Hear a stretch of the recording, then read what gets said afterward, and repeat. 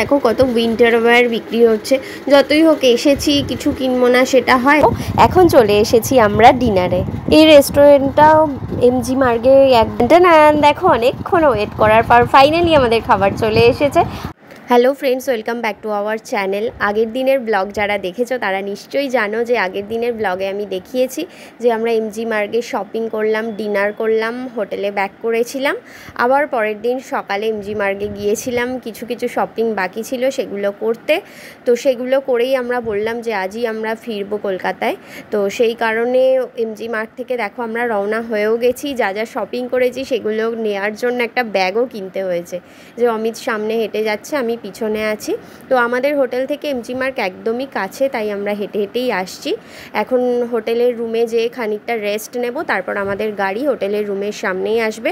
ওখান থেকে আমরা যাব শিলিগুড়ি বাস স্ট্যান্ডে, কারণ আমরা আগেই বলেছি যে বাসে করে যাব কলকাতায়, ট্রেনের টিকিট না পাওয়ায়। তো চলো এখন আমরা যাই হোটেলের রুমে গিয়ে। আর তেমন কিছু তোমাদের সাথে ভিডিও শেয়ার করব না, একেবারে আমরা রাস্তায় যেতে যেতে মানে শিলিগুড়ি যেতে যেতে তোমাদের সাথে ভিডিও।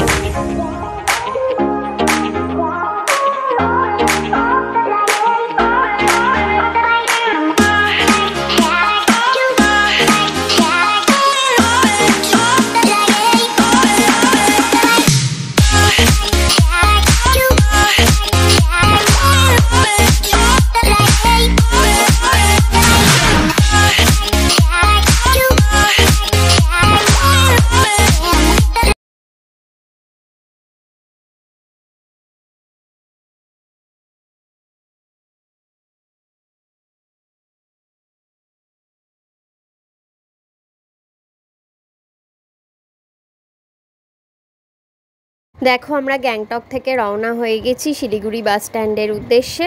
তো আমরা লাঞ্চ করে কিন্তু বেরোইনি, আমাদের গাড়ি ওখান থেকে ছেড়েছে 11:30টায়। আমাদের একদম হোটেলের সামনে গাড়ি এসেছিল।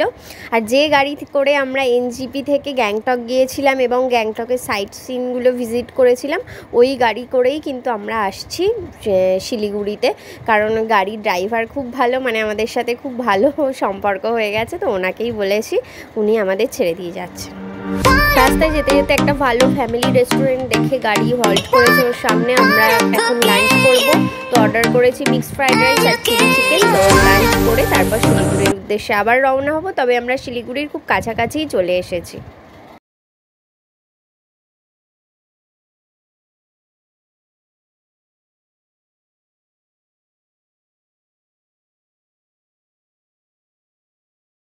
আমরা শিলিগুড়ি চলে এসেছি, গাড়ি আমাদের ড্রপ করে দিয়েছে। এখন অমিত লেস এবং কোল্ড ড্রিঙ্কস, চকলেট এসব কিনে নিচ্ছে বাসে খাবো বলে।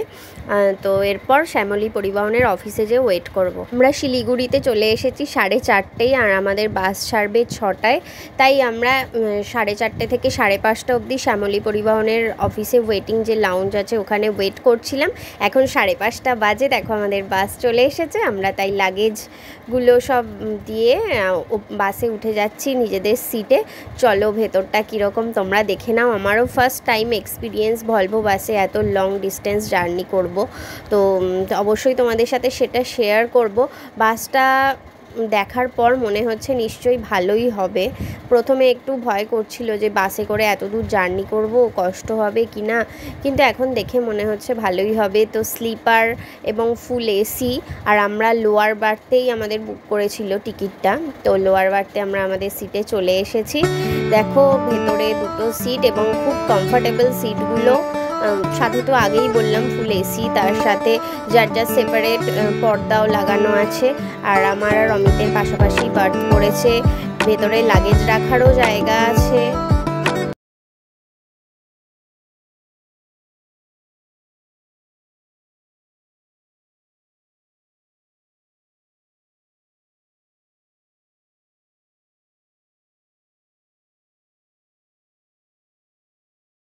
দেখো আমরা চলে এসেছি এসপ্ল্যানেডে ফাইনালি।